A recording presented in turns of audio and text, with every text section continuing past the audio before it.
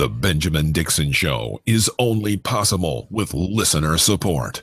Go to www.thebenjamindixonshow.com to register for our blog and join the Progressive Army. And now, ladies and gentlemen, we are now about to witness the truth. It's the Benjamin Dixon Show. Hey, everybody. Happy Tuesday.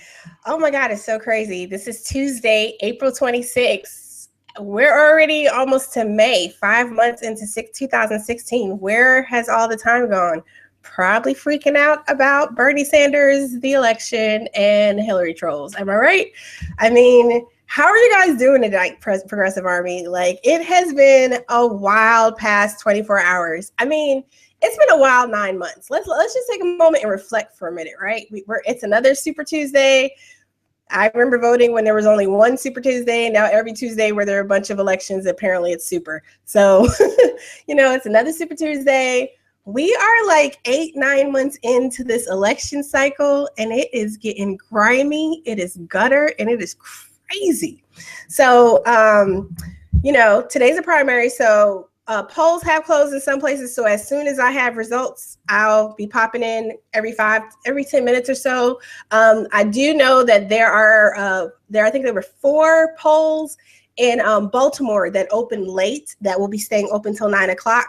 So, I don't know how that'll affect Maryland results. Maryland polls officially closed at 8. So I don't know how that'll affect the results and stuff coming back in. I know some exit polls that I saw from a little earlier, said it could be a tough day, whatever.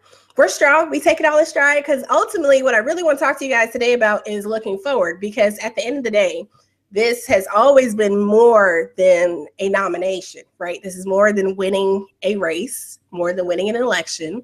This is about creating a forward-moving progressive movement that is focused on sustainable change that is people-driven, sustained and maintained. 150,000%, right?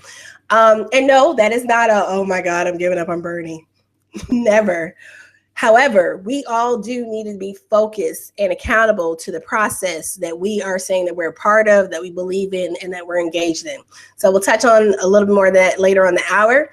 For those of you who are tuning in possibly for the first time, thank you very much. Thank you for everyone who is tuning in that are regulars. Super excited to have you here with me. My name is Anoa, and this is The Way. Yay. Thank you, Ben, for letting me steal your first hour. Just want to give you a few little light things that happened, just a weekend recap real quick before we get into the news and the heavy lifting for the evening. A couple funny things, a couple interesting things happened this weekend, and a couple things not so funny. One thing that actually happened, it happened kind of late last week, but apparently a video came out about it. I believe it was yesterday. So for anyone who watches The Breakfast Club, not watches, but if you watch their videos on YouTube or if you listen to them, whether live from New York, it's the morning show on Power 105, Charlamagne the God, Angela Yee, and DJ Envy. And Charlamagne's infamous for giving out Donkey of the Day. Angela Yee gives her advice and other stuff. And DJ Envy, he just kicks, really sick mixes around about 8:50 or so, right? So anyway, why is she talking about this? Because it's funny. And sometimes it's cool to just relax, decompress, and not be so heavily inundated with the political world and stuff as we can be. So anyway, last week, apparently, Birdman from Cash Money was interviewed. And there were some issues because I guess Rick Ross had been interviewed previously, or Trick Daddy. Anyways, Baby felt disrespected, right? So instead of taking up his issue with the rappers he felt disrespected him, he came at the Breakfast Club.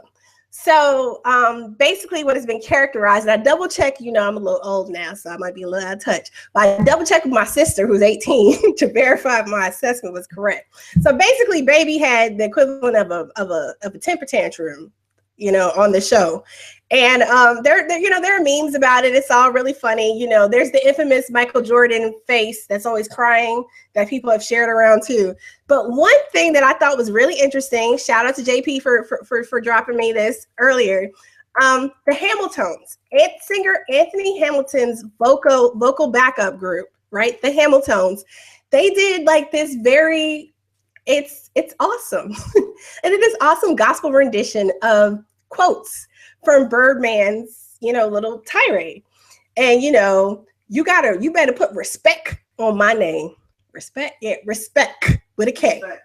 RESPECK. Okay. You may have seen that like on Twitter, because actually I'm gonna be honest, like I'm a little behind in everything that's going on. That's why we got to come up from some of this political stuff sometimes and just see what's happening in life around us. It's okay to take a breather every once in a while. The revolution will not stop if you watch a good show, if you hang out with your kids or do something else, right? Things will still be there. There'll still be, issues to fix. But I just thought that this was like kind of cool, and I'll drop the link in there from OK Player for you guys. Just if you're a music head, OK Player is a pretty cool site to check out regardless. Also, Lemonade dropped. Yes, Lemonade. For those who are not aware, Beyonce and all her Beyonce-ness. I'm not going to say anything that goes too far towards criticism, because I don't need any type of the beehive coming for me. Beyonce dropped Lemonade, and Lemonade is an album. It is also a visual masterpiece, I guess. I don't know what to call it. It unveiled on HBO. So she released an album, but she also released this visual experience. Experience, I think, is a good word. On HBO, came on Saturday evening, and all I could do in my Twitter feed, I'm gonna be honest, it's not like I'm like, oh my God, Beyonce. I'm not a diehard Beyonce fan. I do like her music. I do think she's grown very well as an artist. Back in the day, I've always said back in the day, had Aaliyah not passed, Beyonce would have had a serious run for her money. But Beyonce, Lemonade, I don't know what to tell you. You're gonna have to find it and check it out for yourself. But what I can say is that it's a visually stunning experience in Black womanhood, sisterhood, and emotional. It's a journey. It's a 60-minute video. You go through different levels of emotional angst to finally a place of redemption and release. And what I like the most about it was the representation. Like, a lot of people don't understand the importance that this is a video that was exclusively Black women of all shades, of hues, sizes, hair textures. Like it's so important for us to have representation, right? We use that term a lot. Especially when we see a time where a few weeks ago, I don't know if any of you guys follow like Black Nerd Girl or any of the other like kind of like Black nerd type Twitter personalities, but one of the main the main character from the show Sleepy Hollow was killed off, Abby, right? This show has basically been about her and her twin sister since its creation. Yeah, Ichabod Crane is there, and there's some other supernatural stuff going on, but like you have representation. We have this strong Black woman character who's not like the traditional, stereotypical, acceptable Black woman we see on television. I forget the actress's name, but she was also in this really cool movie called American Violet some years back that dealt with this drug sting in Texas that was like wrongfully railroading people. So American Violet, that's something you should check out. But there is this thing about how we're only cast, especially when you're talking about darker skinned Black women, right? We're only cast in certain roles. We got to be loud. We got to be this. We're not. If you're too big, then you're not. If you're considered full of figured, you only get cast in certain roles. If you don't have representation is so huge. So to experience going on this experience with Beyonce and to see, some of my favorite little, young women who are coming up, Amanda Steinberg, who is was famous for being Rue in the first Hunger Games movie. She is going to be in the this upcoming movie based on a book about the Black Lives Matter movement. She'll be starring in that. And she's a pretty little, she's a formidable young woman, and it's really exciting watching her grow from when she was that character to be this very outspoken. Also you have the actress Zendaya, who's another young woman who I have a teenage daughter, so we've gone through the Disney Channel phase and we've watched her in very positive representations. I can never pronounce her name right, but there was the young woman that played Annie, right? There's a movie, man, my mind went blank. There's a great document.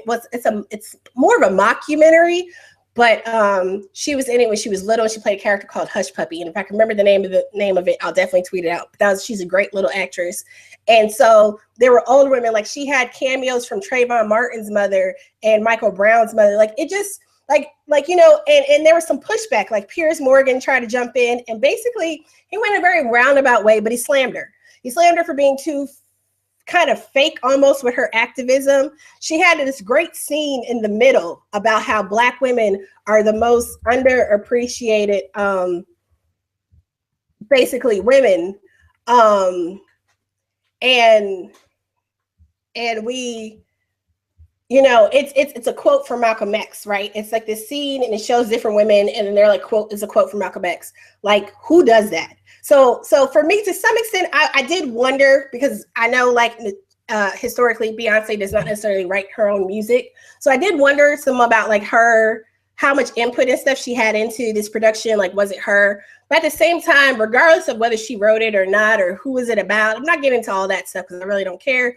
But what I do care about is that there was this really great piece that she put her name and her brand on, that was representative, that was allowed to have an expression of Black girl angst, pain, happiness, family, forgiveness. I mean, we're dynamic individuals. So that's my little bit on Lemonade. I'm not, like I said, I'm not getting into the whole big long thing. There was some Twitter drama. The Beehive got kind of out of control. And it goes into something Ben had talked about. Ben mentioned, I think, or maybe it was just in the discussion we might have had in the Progressive Army Facebook group. That reminds me, if any of you are on Facebook, we have a Facebook group, discussion group. You know, you guys can come share your articles and ideas and stuff. But somewhere we were talking about this issue where last week Rosario Dawson had mentioned Monica Lewinsky in terms of cyberbullying, right? And bullying in general, and how she has spent her life now, you know, combating and talking about and standing up to cyberbullying. And, you know, Rosario was just talking about how we've, as Bernie supporters, as activists, as women, in particular, we've experienced a lot of that, right? And when we're talking about like that type of stuff, you see now with Lemonade, because people are so passionate. We've seen a lot of passionate fans recently, right? For those of us who are big fans of Prince, you know, his loss, his life, you know, ending last week has been devastating for many people. We're very passionate about our support, and that in turn has led to us to be very emotional. There are people who are very passionate apparently about Beyonce. You do not mess with the Beehive. The fashion designer, editor, whatever she is, Rachel Roy, apparently posted something either during or right after the airing of Lemonade that was taken to seem like a dig at Beyonce. It was a reference to a line of the song, Becky with the Good Hair. People laid into her. They decimated that woman. They attacked her Wikipedia page. They attacked her on Twitter, on Facebook, on Instagram. I mean, wherever Rachel Roy had a presence, they attacked her. And then some of the really overzealous, less intelligent members of the Beehive attacked Rachel Ray. Yes, Rachel Ray, who's best known for her 30-minute meals. So I say all that to say, like, cyberbullying, because we as Bernie supporters, and I know everyone out there is not a Bernie supporter. Some of you support other candidates. You may not support any candidate. But, like, when we're engaging in a lot of these conversations online, people get very, like, I think the way social media is in our 24-hour news cycle, we're very overstimulated. We're very hyper, you know, extended in a lot of different areas, and we get rabid. And then we all pile on, right? You see a tweet, and then that person has upset you, and they've upset your friends, and like we all pile on. And we really just need to take a step back and think about it. And you know, as I talk to my kids and stuff, and I think about, we chastise children. We make a big deal with kids about cyberbullying and how we need to engage and behave people and use our words. It's really something that a lot of us need to take into consideration as adults as well. And there's been so much going on in terms of the social media world and the warring of the campaigns and stuff. You know, we've seen the information now that the Clinton campaign through the Corrected Record Super PAC has invested money basically into trolling Bernie, you know, supporters online. We've had an issue last night where just when the show was going off last night, apparently either right before or around the time that the town hall was starting, several of the larger Bernie Facebook groups were taken down. for whatever reason. We've been told that it was a glitch on Facebook's part. We've been told that there was a massive coordinated strike, basically, with posting, inappropriate stuff and then people reporting it. I mean, who knows, right? But several pages came down.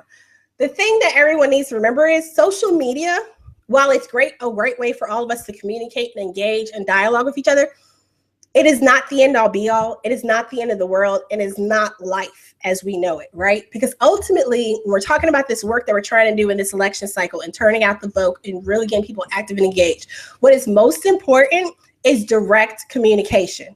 Whether we're phone banking, whether we're canvassing, holding house parties, really getting out the vote and engaging with people. It is great that we have these wonderful Facebook groups. I just gave a shout out to the one that Progressive Army has been growing. It's great to share ideas and be with other people, but taking down a few Facebook pages, don't stop the show. And we can't get so caught up that some other perceived harm has happened that we lose focus. Because last week it was, everybody was upset because of the stuff with New York. Granted, it is a real issue, but we do need to have action items and then we need to act on them. But we can't let the paranoia, we can't let the angst, we can't let that derail us from doing what needs to be done. Because then now I have had messages in all our different pages and groups since last night, so almost a 24-hour period now, about what happened with the alleged, correct the record strike on Bernie pages. There were some smaller ones that were taken down too. We get trolls and stuff on all the pages. That happens. As admin, you all need to be very aggressively managing and operating your pages. We need to disseminate the information that we need to, and we need to keep it moving. Because ultimately, the election, this is not going to be won on Facebook. We're not going to change lives. Not really. We're going to connect with people. We're going to disseminate information. But the real work requires all of us to get out in the streets, to talk to people, to get off the internet, right? So, I appreciate what happened. I know people from those groups that it happened to. And like I said, I'm an admin of a group of 2 group, 3 group. I'm an admin of 3 groups and 5 pages. So I understand about dealing with trolls and the importance of getting that stuff under control, because it could completely destroy a lot of good work people are doing. However, it can't be the only thing we're focused on. When something happens, all of us cannot be posting about the same damn thing, because what happened from 7:30, 8 o'clock last night, you still had some time to make phone calls and stuff last night. Wasn't nobody doing that. Everybody was focused on, oh my God, Hillary trolls attacked us. Who cares? Because you know what? They're still going to turn out to vote. We're the ones that have the uphill battle to making sure we get the votes we need at the polls today, right? So we can't let this stuff. We already know this is month 8 or 9. We already know they coming for us. This has been 3 months of we're at you, attack. We already know this is happening. We already know the media is not going to help us any. We already know that it's only us. So if you're a Bernie supporter and you want to be active, engaged, and help, yes, share information for election protection. But if you have 17 posts ad nauseum about all the things wrong in the crooked system, how does that inspire anyone to vote and support your candidate? How does that inspire anyone to even be involved, right? You're just feeding into the inevitability narrative. We have to do better. We have to move forward.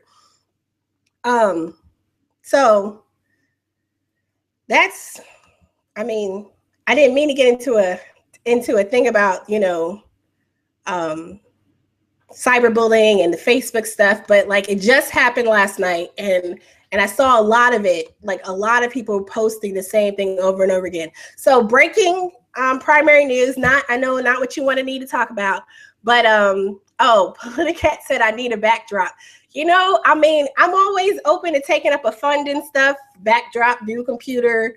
I'm working on it. This is a work in progress. So I definitely appreciate all y'all support. We working on a backdrop.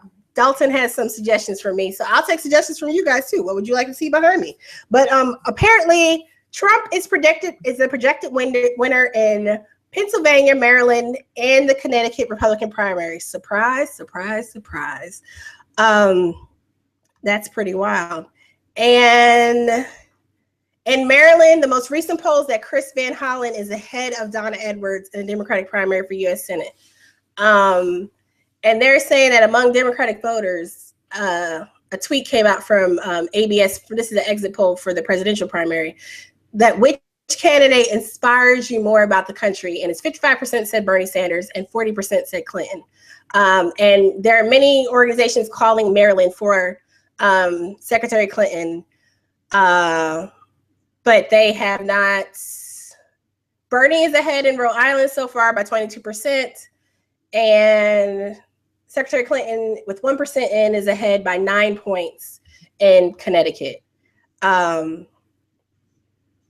So yeah, like, so I just got also, thank you Q for so you guys forgive me because I'm on my brother's Apple. I've been using the Mac this week and I couldn't figure out how to switch between the tabs. But basically there was there's a little hubbub about a sample ballot in Pennsylvania. TYT Nation tweeted this out that Bernie wasn't on. These sample ballots, like basically these different organizations, these different entities, like, same thing with the Cook County Dems in Chicago, Cook County in Illinois, same thing happened. They endorse who they endorse, and then they put out a ballot. They call it an official ballot. Like whether that's ethical or legal or whatever, that's a whole nother conversation for people to like investigate and figure out. But they put it out and they'll have the people they want on there. The people are trying to steer you to vote. So like, I saw that on Twitter too over the weekend. There was I think it's Philly vote. For everyone in upcoming elections, almost every state I've checked so far, I haven't checked all of them, but I've checked several just preemptively. You can get, when you go online, you can get your sample ballot. And you should tell other people this. You might even want to print it out and show it to your neighbors, right? What a sample ballot should look like when you're going, because it's actually good, especially if you're a new voter and you've never voted before. That was something else people were talking about with the ballots, was that there was instructions about how to use the ballot, but I think it was Pennsylvania. There were like only 6 Bernie delegates and like 10 Hillary delegates, and you're supposed to pick like 5 and 5 or whatever. So they were saying like, make sure you don't vote for the Hillary people.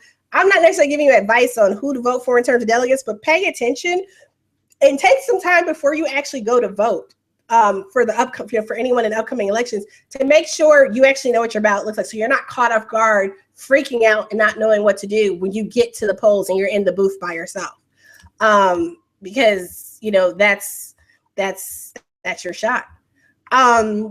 So Connecticut is 53-46 leaning Clinton, and Rhode Island's 56-43 leaning Bernie. Also today is the 30th anniversary of the Chernobyl disaster. It has been 30 years since the worst nuclear accident in history occurred. Chernobyl affected 3 million people overall and forced the evacuation of over 300,000. That area was sealed within an 18-mile inclusion zone. And it's just now known as the zone. It's an area that's deemed too contaminated for people to live in. And there is a really good piece, I'll drop the link, from ABC News, and it shows like the old coverage and stuff like that. I thought it was just really interesting. It's really interesting for me because it's a nuclear accident. 3 Mile Island, some of you from Pennsylvania, some of you might be familiar. That was another pretty big nuclear accident that occurred. They were also, this is a doctor near the zone, Oksana Kadun, head doctor at the Ivankov Hospital, has said at the level, the closer, even though there are regions that are not contaminated, there's still a level of high illness from, like, I guess, the radiation that emanates off the area. The safe levels by the International Atomic Energy Association have fallen to a factor of like several hundred, and that like most contaminant laid has been made safe, but there's still, even though they said there's no evidence that leaked radiation has had a massive, has a major impact on public health, there's still some indication that when studying the health of children in contaminated areas or near areas, they saw increase in issues of respiratory problems and immune system deficiency. While it's not the same thing, when we talk about the United States and, our energy policy and looking at areas where you have things like fracking, in particular, even it reminds me of when they talk about fracking and health effects, right? The official, word is, oh, we haven't really determined that this is an issue or that is an issue. But at the same time, you do have levels of illness, whether it's cancer, whether it's respiratory issues, other problems that are autoimmune issues that are higher than in areas where they don't have that. So while the absence of evidence is not evidence itself, it's still something that we need to be taking into consideration when we're talking about policy going forward. And then the last piece of news I thought was pretty interesting before I get into my moving forward, looking at what's next for the Bernie movement. A federal judge upheld the North Carolina voter rules. So primarily it's the voter ID law. Remember when North Carolina was voting, there was a whole big deal about, especially like college students couldn't vote because they didn't have proper ID. Civil rights groups, ACLU, other groups they're already appealing. But basically the provision was upheld. It was a voter ID provision. And it also, so there was a provision repealed that allowed people to register and vote on the same day. Stuff like this is important as we're talking about all these voter issues, right? There's something that you're concerned about. You need to kind of look into these organizations in your community. The ACLU is usually an organization that's involved in this stuff. You have a local NAACP. There are organizations that work on voter issues locally. You should know what the laws are in your area, since this has been a widespread issue that people are becoming more and more passionate about. So one of the things that they upheld the repeal of provision that allowed people to register and vote on the same day. We've seen that available in several states this election cycle, how people could go to like their county clerk's office or whatever the designated office is with certain forms of ID. I believe it was available in Illinois, certain forms of ID and proof of residence and stuff like that. And then they were able to vote with like an extra, ID or whatever. But it also helped, they reduced early voting by a 7-day period. So they upheld that, and they ended pre-registration and allowed some people to sign up before their 18th birthdays. And they repealed a provision that allowed for the counting of ballots cast outside of voters' home precinct. And it left intact the voter identification requirement. So this is an ongoing issue, right? So when there was pushback, like last week after New York, people were saying, well, like voter suppression is an issue. It's been going on. Where you guys been at? Okay, that's not necessarily the best response to what was happening in New York, because New York was voter suppression and most definitely should not be tolerated. But at the same time, there are a lot of issues. It's not just Arizona, New York, this election cycle. This North Carolina law has been an issue for a few years now. So it's now going up to the United States Court of Appeals in the Fourth Circuit in Richmond. So I'll be following that to kind of see how that turns out and see what happens with that. They just got another update.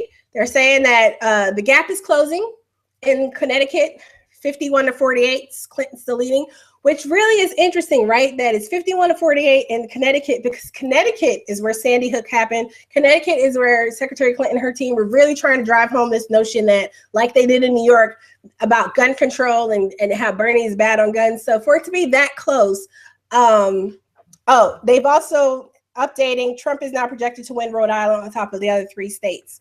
So it's pretty much a clean sweep for Trump tonight. I mean, we're still waiting on Delaware results.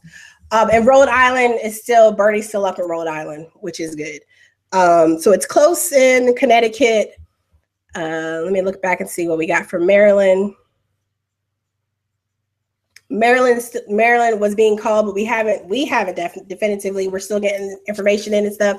So how do we move forward? I mean, Bernie Sanders said last night, for those of us who watched the town hall, he's going all the way to convention. He is moving hard. He's doing what he got to do to make this happen. And as grassroots, I continue to tell you, if you're not satisfied with what the campaign has been doing in your community thus far, and you have an election come up, do what you got to do to get out the vote. I've seen pictures of people taping signs to their cars.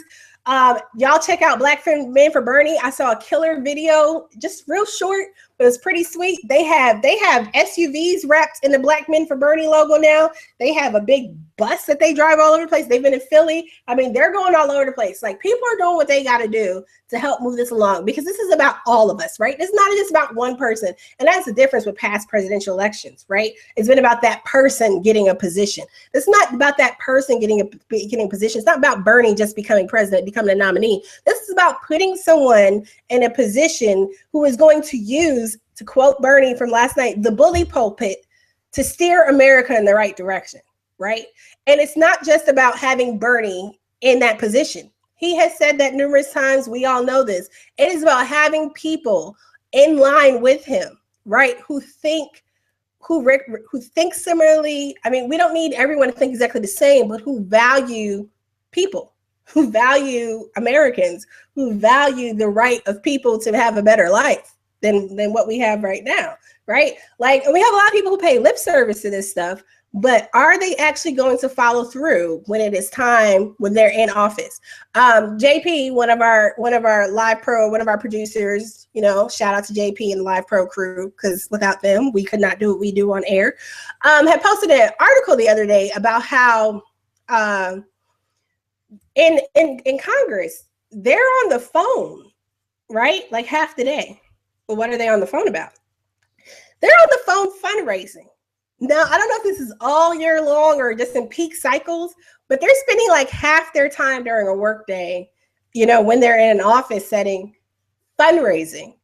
They're not, you know, and who are they fundraising? They're not going to the community like Bernie does and like, you know, can you donate $2.70 today to kind of make this revolution happen? They're hitting up whatever lobbyist, whatever company, like whoever wants to donate, especially now that we have the Democrats, not the Republicans, the Democrats pushing for increased funding and financial support from lobbyists, from corporations. We have the Democrats exploiting, you know, the different loopholes in federal regulations. We have the Democrats exploiting McCutcheon v. FEC. That's the law that removed the aggregate spending cap that allows George Clooney and others to donate $350,000 versus just $270, or I think the cap might have been like $120 or $125 before.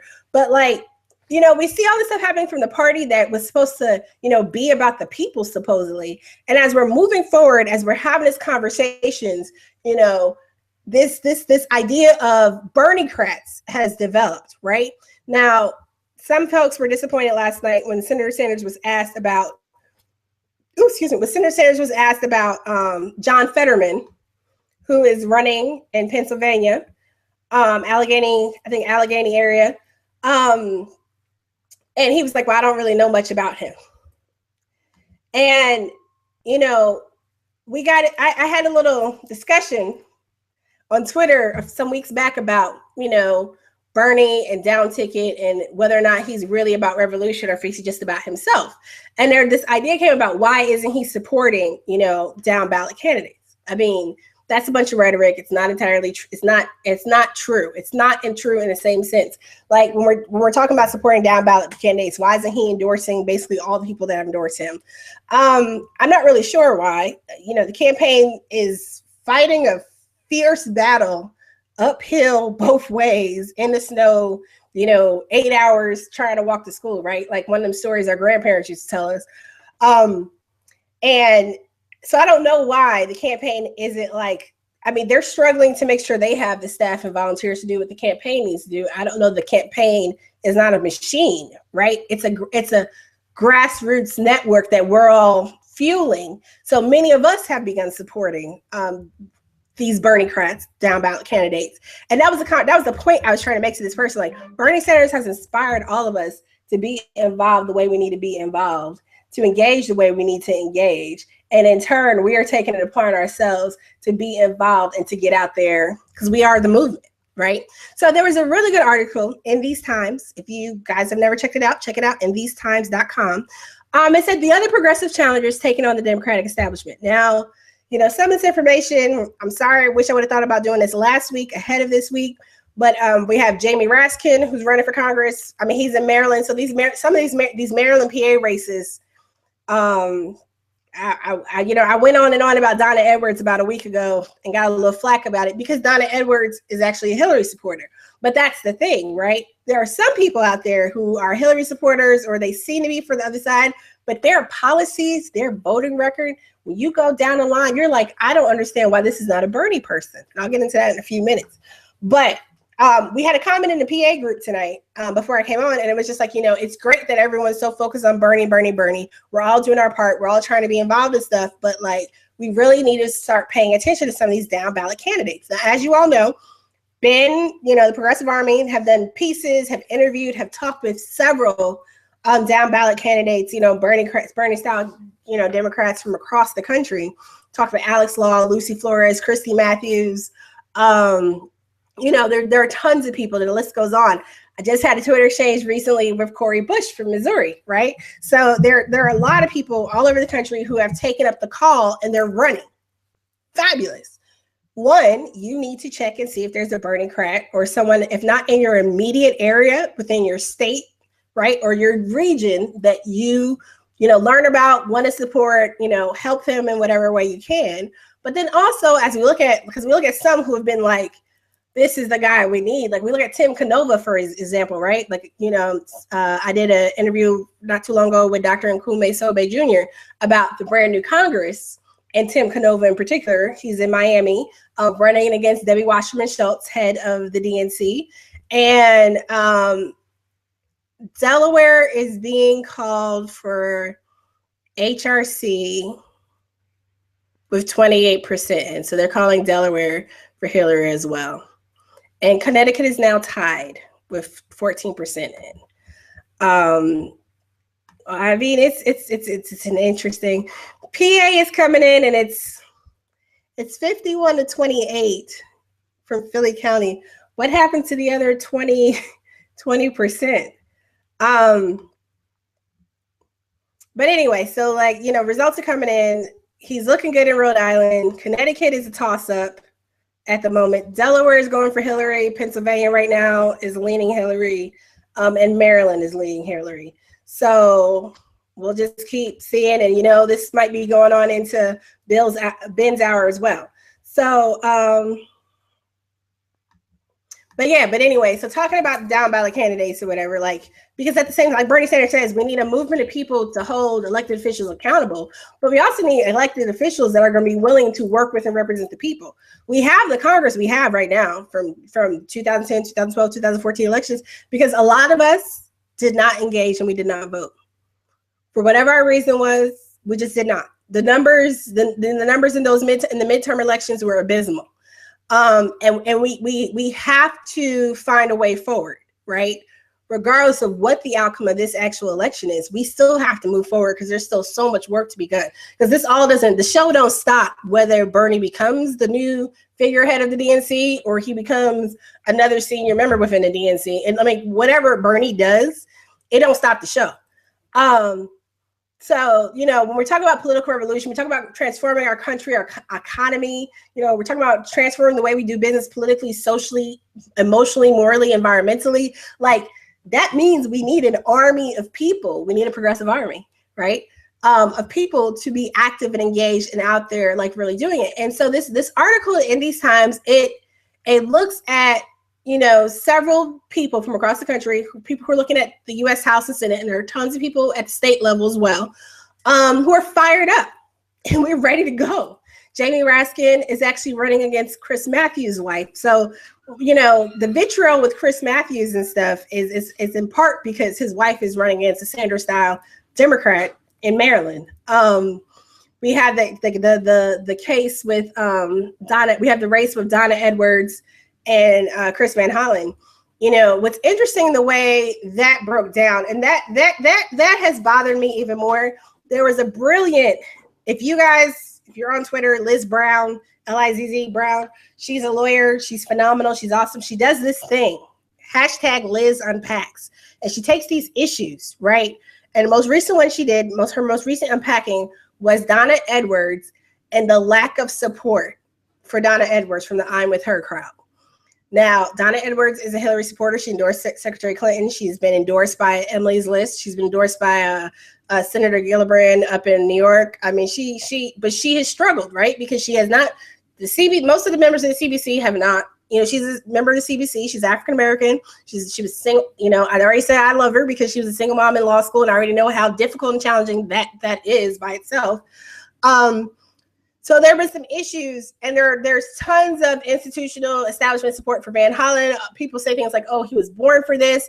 But there was backlash against Emily's List for supporting a pro-choice woman candidate over, a pro-choice male candidate, which is very interesting, right? Because they're both, let's be clear, both Van Hollen and Edwards are Hillary supporters. So we have at the presidential level, right?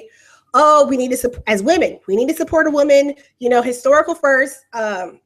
even though Donna Edwards is not a historical first, it's still historical. We've only had one African-American woman in the U.S. Senate. That was Carol Moseley Braun for one term. She'd be the second single mother since the 1930s, right? And then she brings to it a perspective because she's been a single mother. She understands the struggle of being on food stamps and, you know, worrying about childcare. Like she has firsthand knowledge, and her policies, her ideas, you know, her focus on schools and community and family, it's in line with what her own experience has been. It's in line with what a lot of people need and want. So to see the I'm with her crowd, when we're talking about the presidential election, you know, we need a woman. It's so important to stand with women. You know, Madeleine Albright, there's special place in hell for women who don't support each other. As I said then, you know, as long as you're not Zephyr Teachout or some other progressive upstart, you know, we're for you until you're challenging one of our establishment boys. And that was the case when Zephyr Teachout ran for governor against Baby Cuomo. And that is the case now with Donna Edwards running against, you know, the establishment darling Van Hollen.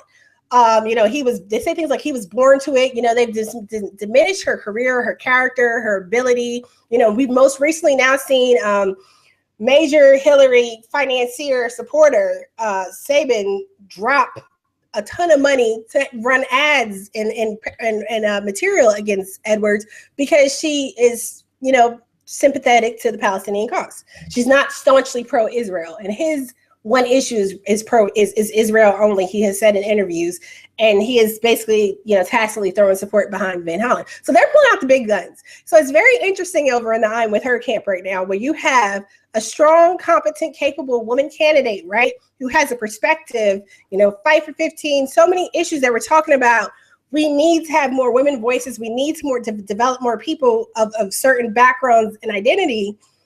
And then now you have the backlash coming from her supporters, from other Hillary supporters who are in Maryland, who are supporting Van Hollen, who are, well, she talks too much about her race, or she talks too much about her gender, or she's injecting identity politics in this. Huh?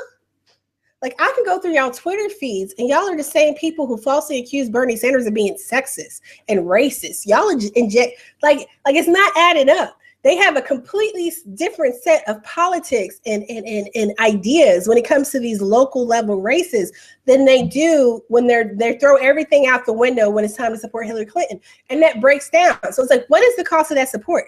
Because it seems like if you're not one of the darlings of the party, you know, you can try and support her thinking that's going to give you a lifeline, you know, that's going to help you, you know, shore up the support you need, but it's not. And one of the discussions I had, like going back to the discussion I had on Twitter with this political strategist, or whatever she is, was that, you know, if only Bernie Sanders had got behind Donna Edwards. Donna Edwards, while I appreciate and have been rooting for her, you know, since I've read more about her, at the same time, she aligned herself in a certain way. But it's a challenge that a lot of people, women of color, women in general, like people make certain choices because they think they have to do certain things to get elected, right? And they think that I'll do this to get elected, but then I'll be able to do good stuff. And we've seen with a lot of people that does not generally happen, right? When you start compromising to get elected, you keep compromising to stay in office. And that's why when we start looking forward, we talk about the Bernie-crats, we talk about recreating kind of this grassroots style movement that we have around Bernie Sanders, around these other candidates. You know, we need to reproduce that. We need to recreate that for, you know, these other candidates as well, so that we have people who can stay true to the ideas, true to the passion that has driven them into office to begin with. We have to have their back. You know, we have to support them. We have to make sure.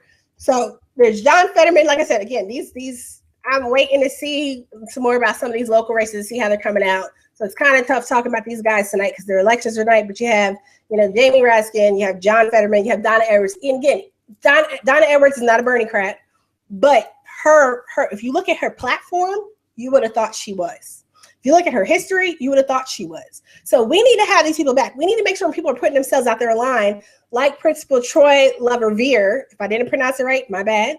But like Principal Troy LaRiviere from Chicago, there was a big massive demonstration yesterday with parents and stuff, protesting based on the decision to effectively remove him from his position because he has staunchly spoken out against Rahm Emanuel and some of the things going on with CPS and in Chicago as a whole. He was the avid supporter of Chuy Garcia's race against Rahm Emanuel. He's continued to criticize Rahm after the mayoral election, and he was a Bernie supporter. You got, like I said before, if you guys have seen the commercial with the principal, the Chicago commercial, that's Principal Troy. Check him out on Twitter and on Facebook. He has a really great blog too, and he writes about all these issues, and he really breaks down a lot of issues. And we don't think about Wall Street issues as affecting our public schools.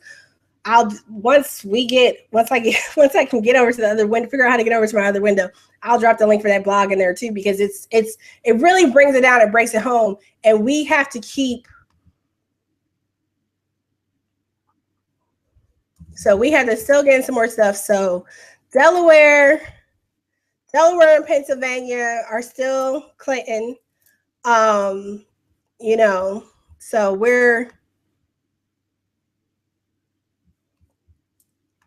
Delaware and Clinton are still hanging in there, moving along and stuff. But with these candidates, we need to continue to look at them. There's Tom Fegan, and he's running for Senate in Iowa. He says that Democrats have pulled the football away too many times, so the voters say, nope, I'm not going to get tricked. Not again. I'm not going to have you lie to me and tell me you're on my side. And then when I send you to DC, you vote for the TPP or you vote for the Keystone Pipeline, and when we're looking at people, because that trust is an issue. We have so many people who sit outside of the system. Even now, as we learn more, people are learning more about how closed primaries work and how it really leaves out so many in society, right? We leave it up to two groups to decide for the entire nation who potentially gets the rule. That's not fair. So there's all this work that we do. We're idealists. We want a better world. We think we can achieve it, and we're willing to basically throw our bodies in front of a bus to do it. And so, these are people that for the upcoming elections, you have Alan Grayson in Florida. So Alan Grayson, he has endorsed. So I think we've also talked about this too. There are people who have endorsed Senator Sanders for whatever their personal reasons are. When you start looking at them, are they really completely in line? Like, I know people have raised some question about Alan Grayson, but Alan Grayson, if you remember, he's the representative from Florida, U.S. representative from Florida. He is the one that held the online poll to determine who should his superdelegate vote, who should he support. And overwhelmingly, it came back Bernie Sanders, and he is supported. Tim Cordova, I mentioned, also in Florida. He is primarying Debbie Wasserman Schultz, which basically hasn't happened the whole time she's been in office.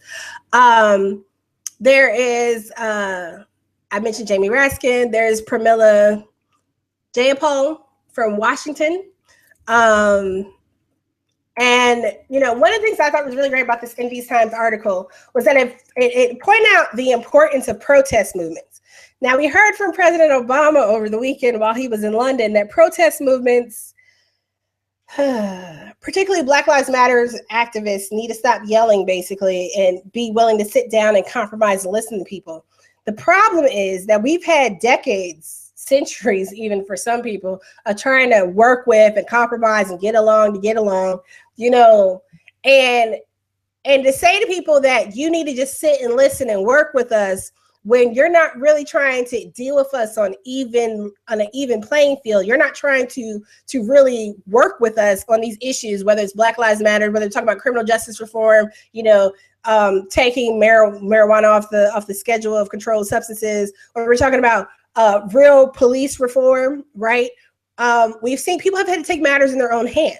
So it's like really dismissive when President Obama talks the way he did this weekend, because yes, okay, you might have recently had interruptions from Black Lives Matter-esque groups of Secretary Clinton and former President Bill Clinton. We saw it happen to Senator Sanders last year, primarily, What you don't see, what they don't talk about, are groups like Assata's Daughters and BYP 100 in Chicago that continue to organize and keep the community informed and pushing for real, meaningful reform, around issues of, police brutality, around issues involving education.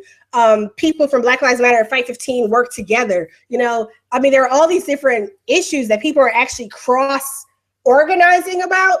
And that gets lost when, you have someone like the president, who is supposedly a former community organizer, making these types of comments, right? You have a whole older generation of supposed organizers, supposed activists, who are belittling basically the movements of today.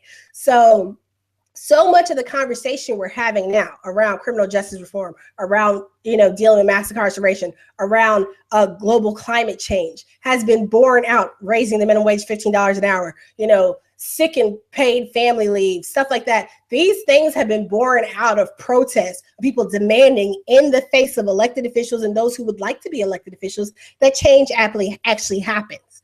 So there's a whole list of people. So you guys can check out, there are a couple of different websites.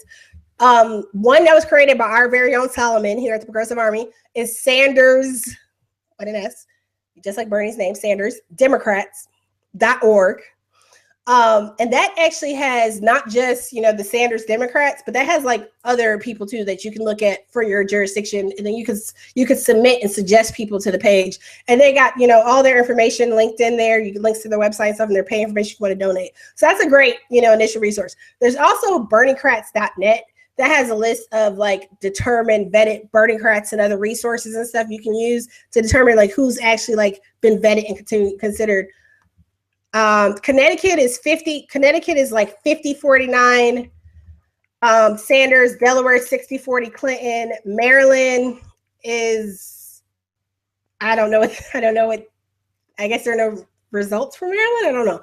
PA 60-40 and Rhode Island's 59-40 Sanders. So Connecticut is very, very close. Again, considering all the hijinks they pulled with the Sandy Hook stuff. Surprised that Connecticut is like basically a tie right now. Delaware, Secretary Clinton has the upper hand. She has the upper hand in Pennsylvania. It's like a 20-point spread right now. And Rhode Island's 59-40. So again, the results will probably carry on over into Ben's show some. And I'll post some stuff in the Progressive Army Facebook group about the results for tonight. And then also I'll tweet some stuff out once I'm done. So the last two things are, local organizing and other issues. Again, how are we moving forward? I saw the movie Barbershop 3 with my kids. Love Barbershop 3. Loved it. It's so funny. I always think about whenever time I see Ice Cube in any of these movies now that he does, I always think about the Boondocks. You mean the man that make the family movies? Yeah, like if you haven't seen the Boondocks, Riley, Gangstalicious, Riley's asking him, well, who was his inspiration? He was like Ice Cube. And Riley's like, you mean the man that make the family movies? And my kids didn't get the joke. And I'm like, yeah, Ice Cube used to be a gangster rapper. And now he makes, wholesome family movies pretty much. Barbershop 3, great movie. But what I really liked and why I felt the need to kind of tie this into what I'm getting ready to talk about is that in Barbershop, it's the barbershop. Barbershop is, we've thought of it as the hub of the community. People come and chat. Life happens. You talk with your people. You build. You pontificate. All types of stuff, right? Same thing with the beauty shop. And in this movie, it's Chicago. And I felt, having lived in Chicago as a teenager and had certain experiences, I felt it was a good representation. It didn't need to be getting very deep into all the violence aspect of it. It focused more on the human side, the community, like how do we do something? So basically in the movie, the barbershop staff, they come together, there's like, basically a raging gang war going on in their community. That's, pretty much life in Chicago for some of us. And they come together and they decide like, let's try and see if we can broker a truce because we're an institution. The barbershop is, for a lot of places, the barbershop is an institution in the community. And, apparently CNN has called PA for Clinton. We're going to still see what the final numbers and stuff to give you what the final counts and stuff are. But so far it seems like Pennsylvania has been called for Clinton. They've said possibly Maryland. Delaware has been called for Clinton, I think, if I remember correctly. Rhode Island Sanders is still leading and Connecticut is a tie. So shout out to Benita. I know some really awesome people. Shout out to Marlon. There's some really awesome Black burners in Connecticut who were organizing, mobilizing, and getting out the vote. So, and shout out to my people in Maryland who were doing what they were doing too. Because, it hasn't been easy. But anyway, with the barbershop, so they are successful. They get the word out to the community. They take the initiative and the action themselves. Why is she talking about a movie? Because that is just such a simple thing to do, to get with your neighbors or a couple of your friends, start a program, start a weekend, just one-time thing. They were able to get like some famous people to tweet it out. And it was like this whole thing and the whole community got behind it, right? There was some tragedy involved too. I won't tell you the whole movie because I want you to go see it because it's really good. But there are two initiatives happening that just got launched this week. There's brand new Congress. Again, Dr. Nkume Sobe Jr. came on a couple weeks back to talk about brand new Congress and Tim Canova. Brand new Congress is this, check it out, brandnewcongress.org.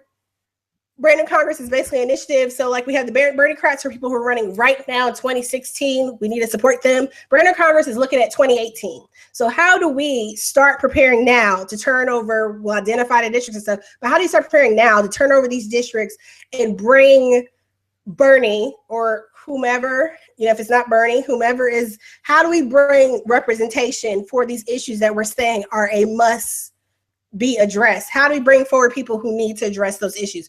Rhode Island, just to let you guys know, Rhode Island, Bernie's still, it's 58-41. So Clinton's picked up a little bit more, but Bernie's still firmly in the lead in Rhode Island. But with Brand New Congress, how do we move forward? Check out brandnewcongress.org. It's like, we'll bring on, it's being led by Zach Exley, who's with the campaign, and Corbin Trent, and then also my bestie, Stacey Hopkins. So, we'll probably try and bring them on soon to talk about Brand New Congress, how you can get involved and what we can do going forward. But we're looking at doing house parties to really start identifying and building around potential candidates, looking at building for 2018 races. We have the 2016 folks, and we do need to support them. We need to work on that. We're going to be doing a roundtable with Christy Matthews and some other of the younger folks. We're going to do like a kind of a millennial candidate roundtable. I think it's next week. So we'll definitely promo and get you guys some more information on that. So we're going to continue working with, 2016 folks, getting that information out there and figuring out how can we support them. But Brand New Congress is looking at the 2018 election cycle. How do we continue building support going forward so we have this strong base, taking this energy we all have now and keeping it moving? Because we have to keep it moving. Because when Bernie's elected, when he's nominated, when he's elected, when he's in there, he needs us even more so. He was asked a question last night about Obama for America and how to keep it going. We can't rely on Bernie to dictate and lead us. We have to lead and be united no matter what. And the other thing is the People's Summit. It's the peoplessummit.org is the other website. That is in July. June, sorry, getting all my J's mixed up. It's June 17th. It's the weekend of June 17th to 19th. So it's what it sounds like. It's a big summit with many of the major groups. Progressive Democrats for America is involved. Speakers from National Nurses United is involved. Speakers include, my mind's going blank. But National Nurses United, People for Bernie, Progressive Democrats for America. I'm involved doing outreach and engagement for the event. It's a big summit. There are issues, basically discussing many of the issues that are part of Bernie's platform and more. How do we move on these issues? How do we organize? How do we bring about legislative changes? What do we need to be doing on a local level? So basically, it's like a big conference for all of us grassroots organizers and people in the movement to get together. There is another similar type of event planned in July, right before the convention, the People's Revolution. So there's similar events, the one in June is right after California. I know for California folks, that's right around time delegate selection will be happening. We're going to try and see if we can do some, interactive stuff so people who can't make it there, can still be involved and engaged. If you have suggestions, the website is the People's Summit. So PEOPLES Summit, SUMMIT.org, thepeoplessummit.org. That's the website. There's plenty of information on there. You guys can hit me up on Twitter for more information. I'll tweet out all the links and stuff. So far coming in, we have Connecticut, 24% of the results in, 50 to 48.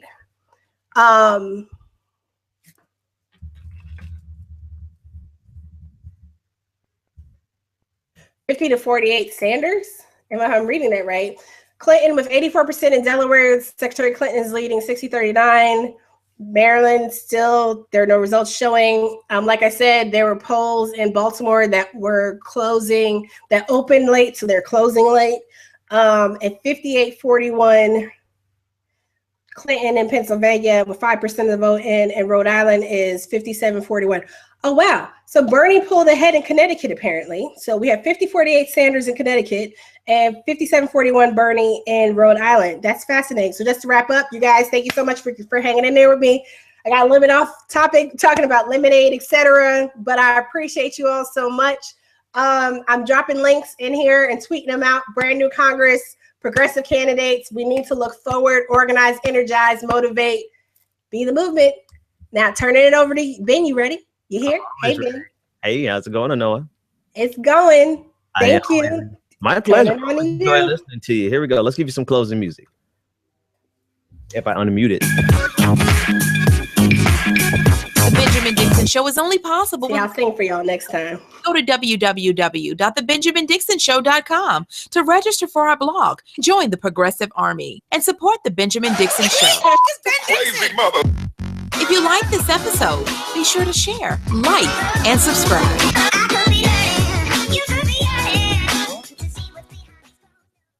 Consider becoming a Patreon. Go to www.patreon.com/the BPD Show and support The Benjamin Dixon Show.